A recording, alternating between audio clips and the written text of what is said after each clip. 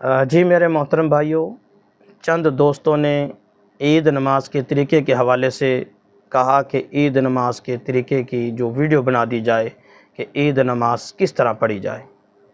तो इसलिए चंद दोस्तों के कहने पर ये वीडियो बनाई जा रही है। मुझे यूँ याद पड़ता है शायद ईद उल फितर में भी हमने ऐसा किया था। तो ईद नमाज के तरीक़े के हवाले से वीडियो बनाई जा रही है कि ईद नमाज पढ़नी कैसे है। इसमें मेरे मोहतरम भाइयों एक बात ज़हन नशीं कर लें कि जब हम ईद नमाज में ये सोचते हैं कि ये बिल्कुल कोई मुख्तलिफ़ नमाज है तो इसलिए फिर ऊंच नीच हो जाती है, बाज़ औक़ात इमाम से भी गलती हो जाती है। हमने ये सोचना ही नहीं कि ये कोई बिल्कुलिया ही मुख्तलिफ़ नमाज है, ऐसा बिल्कुल नहीं है। ये एक आम नमाज है, आम नमाज की तरह पढ़नी है। सिर्फ़ इसमें हमने 6 ज़ायद तकबीरों को दाखिल करना है।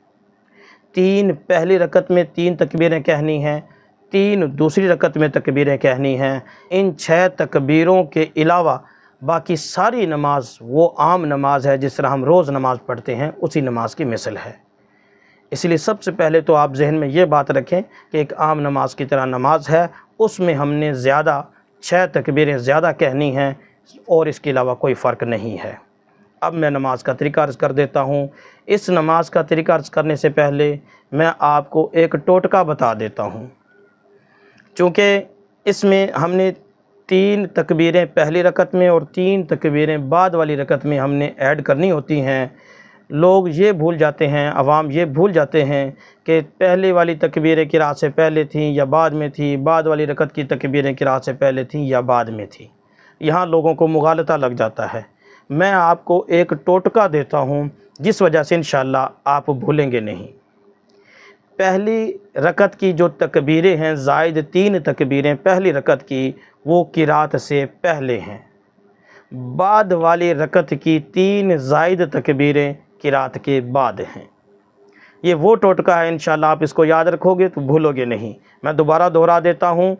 पहली रकत की ज़ायद 3 तकबीरें किरात से पहले, बाद वाली रकत की ज़ायद 3 तकबीरें किरात के बाद। ये तो था एक टोटका। अब मैं उसका पूरा एक तरीका भी अर्ज़ कर देता हूँ। इमाम साहब सबसे पहले जैसे आम नमाज की तरह नमाज हम शुरू करते हैं, इमाम साहब तकबीर तहरीमा कहेंगे और ख़ामोशी के साथ अपनी सना पढ़ेंगे। मुक्तदी भी तकबीर तहरीमा कहेंगे, अपनी सना पढ़ेंगे।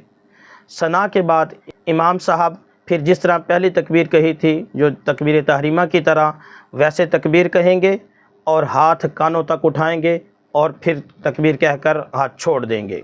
और मुक्तदी भी इमाम साहब के साथ इसी तरह हाथ तक कानों तक उठाते हुए तकबीर कहेंगे और फिर हाथ छोड़ देंगे।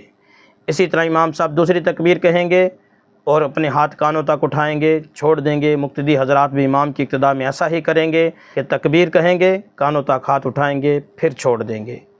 फिर इमाम साहब तीसरी तकबीर कहेंगे, हाथ कानों तक उठाएंगे, लेकिन बाद में हाथ छोड़ेंगे नहीं बल्कि हाथों को बांध लेंगे जैसे हमने नमाज में हम हाथ बांधते हैं। ये मुक्तदी हज़रात भी इमाम की इक्तदा में ऐसा ही करेंगे। और फिर इमाम साहब ऊंची आवाज़ में किरात करेंगे, सूरह फातिहा पढ़ेंगे और एक सूरत पढ़ेंगे। उसके बाद हस्ब तरतीब रुकू और सुजूद हो जाएंगे।